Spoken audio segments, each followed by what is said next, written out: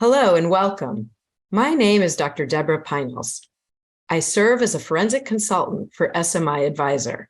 Additionally, I serve as the director of the program in Psychiatry, Law, and Ethics, and as adjunct clinical professor of psychiatry at the University of Michigan Medical School. I am also senior medical and forensic advisor for the National Association of State Mental Health Program Directors. I have spent my career working at the interface of mental health and criminal legal systems. Today, I will be interviewing Dr. Matthew Edwards and Dr. Elizabeth Ford about their professional experiences in correctional psychiatry, working with people with serious mental illness, or SMI, and how these professionals adapted to the carceral environment. Dr. Matthew Edwards is a general and forensic psychiatrist and an assistant professor of psychiatry at Stanford University School of Medicine. He has provided care across various systems, including emergency and crisis services, as well as inpatient, outpatient, and correctional psychiatry. Dr. Elizabeth Ford is the Director of Mental Health and Criminal Justice Initiatives at Columbia University. Dr. Ford has been in direct care and leadership positions throughout her almost 20-year career, including at Bellevue Hospital and Rikers Island. Thank you both for joining me today to discuss your experience working with people with SMI in correctional settings. These are important places for care to be delivered, and so we appreciate your taking the time to share strategies on the best ways for psychiatrists to adapt to a carceral environment. Let me start with Dr. Ford. Can you tell me about the first time you saw a patient with SMI in a correctional facility as a treating psychiatrist and describe your impressions? Sure. Thanks, Dr. Pinels. I will start by saying that it's frequently hard to know who actually has serious mental illness and who is just responding to the chaos and risk of correctional environments and behaving in ways that may mimic serious mental illness. There are two patients who come to mind who came in on the same night, actually, referred into the hospital. I worked on a jail hospital unit, a public hospital in New York City. Both men, both young adults, both Hispanic, both frequently hospitalized. And one was referred for throwing urine and threatening officers and had been labeled as a malingerer, which is not an uncommon label for people who are in carceral settings. And when I went to see him in the intake holding area, I went there to do his H&P, and he was huddled in the back of the cell. And my first impression, which I think was your question, was of one of just a scared child. And I had read his history, and what I was looking at in front of me and what I had read did not match up. And the more I got to know him over his hospitalizations, the more it was clear that he had just incredibly complex PTSD, which again is back to the definition of serious mental illness. It was just his response to the trauma. And then the second patient, same night, had a very clear bipolar diagnosis and came in manic because he was writing a book all night long in the jail. The officers wanted to take his writing materials from him, and he threatened them when they wanted to take it away. My initial impression of him was that he was brilliant. He gave me his pages to read. And then I think I said something like, wow, this is quite brilliant, I might have even said. And he stopped talking and he thanked me for acknowledging him. And we had a pretty logical conversation. And so that to me indicated how important it was to be as human and as respectful as possible to the patients. Those are incredibly compelling stories. Dr. Edwards, can you answer the same question? Thank you, Dr. Pinels and Dr. Ford. The first time I saw a patient with serious mental illness in a correctional facility was a little over a year ago. Prior to that, my only other experience in a correctional facility had been as a forensic evaluator during residency. I remember walking through the jail and the security gates and being processed in that way and finding my way to the mental health unit.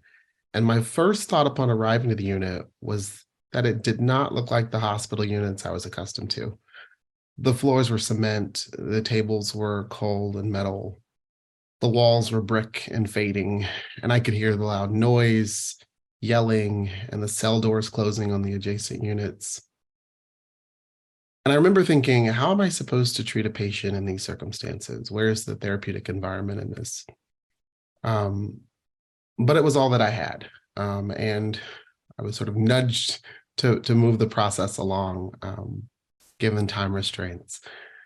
Within a few minutes after speaking with my patient, or before speaking with my patient, the deputy brought the first patient, and we began to discuss his mental health. And after a few minutes of asking questions, getting to know the patient and trying to come up with a care plan, I found that it felt quite similar to the type of one-on-one work I do with my other patients in other settings.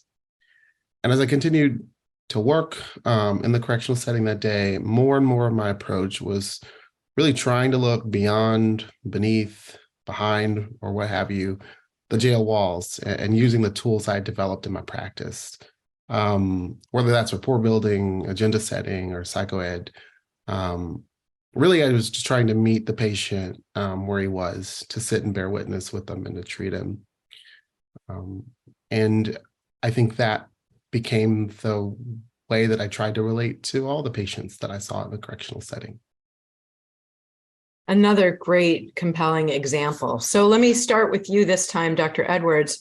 So you talked about some of the ways you adapted to how you treated the patients.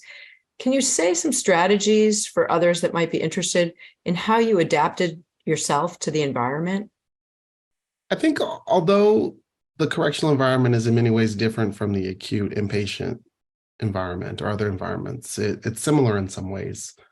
And so I think the strategies I've used to sort of adapt in a general sense are not that different from what I do in other settings. For me, safety came first, and that included ensuring my own safety of my colleagues and patients. I tried to be observant. I tried to monitor micro interactions and listen to my patients whenever they spoke about their concerns. I would always introduce myself to the deputy or corrections officer on duty. I would explain where I plan to sit, who I hope to see, and get their feedback. And I would always ask if they had any concerns for the unit. I think the next thing that I did was to try to find a rhythm and a style that made me comfortable and confident in what I was doing. I was careful about self-disclosure, whether that be intended or unintended. And I found a place to conduct my work where I felt safe, and a place that allowed me adequate proximity to resources should I need them. And I think lastly, with many correctional facilities minimizing the use of phones, computers, electronics, what have you, I found ways to organize my notes, review patient charts, keep up with my objects, develop a rhythm, and try to minimize any occurrence of any careless errors or omissions or misplacing my belongings. And I think this allowed me to see my patients safely and efficiently, but also with the confidence that I needed in order to really provide the best care that I could. And I think this was crucial for me to function in the correctional setting. Great, really, really helpful. Dr. Ford, you've spent years working in correctional settings. I know you're a strong advocate for best practices, but tell us about your own personal experience adapting to a carceral setting. Sure. And just to echo Dr. Edwards' comments, I share all of those, so I'll try not to repeat them. I think that's great advice. I think I'll highlight two issues. The first is learning frustration tolerance. So really, really important it was for me to first recognize how my own frustration was impacting my well-being and the way I was conceptualizing the work. And I actually was introduced to mindfulness in my work in the jail system. And so very concretely, what has been incredibly helpful to me are things like breathing, counting, forcing my face to be like calm and not sort of wrinkled. Like there's very like biofeedback kind of practices and mindfulness practices that have been incredibly helpful, because a lot of the work involves waiting for people to do things, waiting to get in, going back and forth through metal detectors, watching disrespect watching things happen that you wish were not happening. So many things that you can really affect your emotional health. And so I've found that just simple things like breathing 3 times before I make an intervention when I'm frustrated is helpful. And then the other piece that I wanted to highlight is really more about, I think, resisting adapting to the environment, actually, and trying to highlight humanity wherever it exists. So that includes, and Dr. Edwards mentioned this, talking to patients, calling them by their first name, honorifics and then their last name, shaking hands, making eye contact, talking to them as human beings rather than as numbers or inmates. Doing the same with the officer staff, the custody staff. So I tried very hard, was not always successful, but tried very hard to get to know everybody's name, to be respectful of the stars on their epaulets, and to be as inclusive as healthcare allows in the work that I'm doing with them, so that there's not, to sort of minimize the us versus them dynamic that exists throughout the settings. Great. Those are great examples. All right. I'm going to pivot back to you, Dr. Ford, again, to ask you what's some advice you would give correctional mental health providers who are working with individuals with SMI to make their experience in a carceral setting more meaningful and positive? Yeah. Okay, I got 4. It's not an exhaustive list.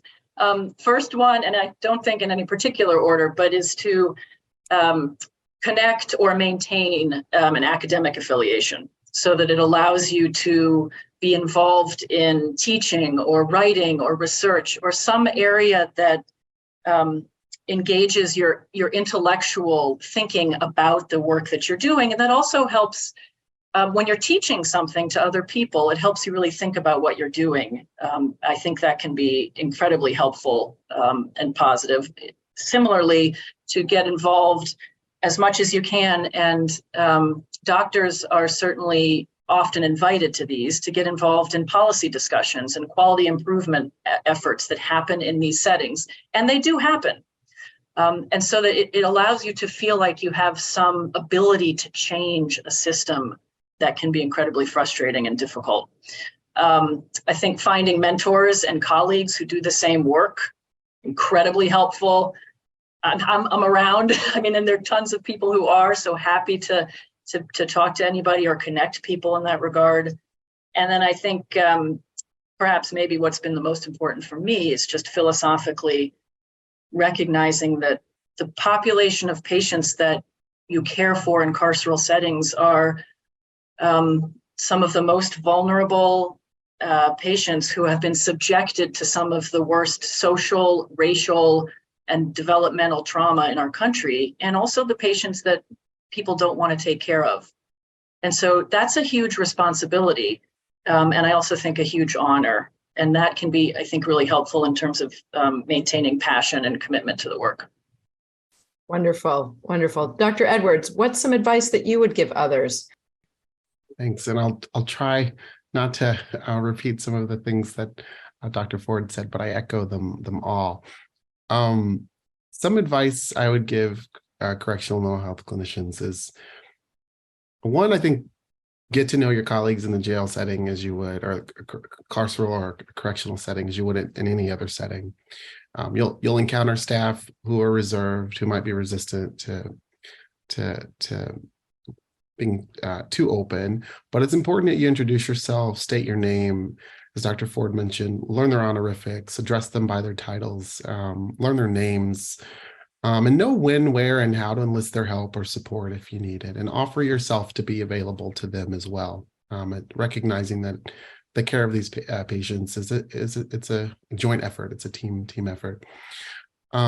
The other advice I would give would be to look beyond the jail walls when you care for patients. These people are likely members of your community with extended families that live amongst us, that make up the fabric of our society. My experiences in the justice system has been one that I've met so many incredibly intelligent people, some of the most intelligent people I have in my life, who can teach you a great deal about mental health, about the natural history of a disease, about the mental health system, but also about trauma, systems of care, and the ways in which they've had to navigate society and these various systems. And these are lessons that you quite simply can't get from reading a textbook or even hearing someone speak about them in a lecture. The last piece of advice I would give, I think, would be to allow yourself some space to process the feelings of discomfort that might inevitably come up in a correctional setting. And whether that's frustration with the overcriminalization of the mentally ill or of racially and ethnically oppressed persons, of being processed through the jail as a number with a credential, the lack of comprehensive support for those with serious mental illness who are ensnared in the legal system, difficulty making the jail feel like a therapeutic space that you're used to practicing in and training in, or even the frustration you might encounter with recidivism and watching the same individuals or the same individual cycle multiple times through the setting, or a safety concern at its most basic level. It's okay to notice these things. It's okay to react to them, and it's okay to consider ways and get involved in ways to mitigate them. Those are great responses. And I'm so inspired by both of you and your eloquence. And I really want to thank you for sharing these experiences and the unique challenges that you've faced as correctional psychiatrists treating people with SMI. And thank you for that work and, making these vignettes come alive for people who might be interested in this work, which is so important because we have so many people that are spending time in a carceral setting, and we need excellent provision of care wherever they are.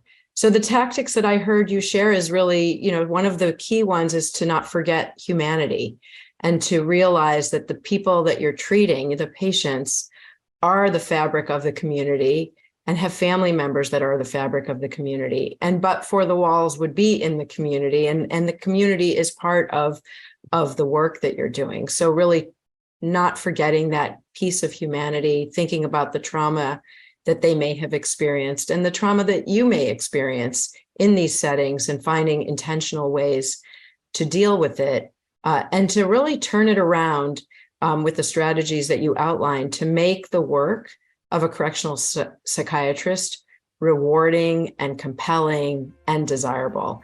And I think those strategies and hearing about the strategies in your experience will benefit practitioners of all levels, not just psychiatrists who are working in these settings. So again, I want to thank you very much for your time and wish you well in continuing this journey of work that is so meaningful.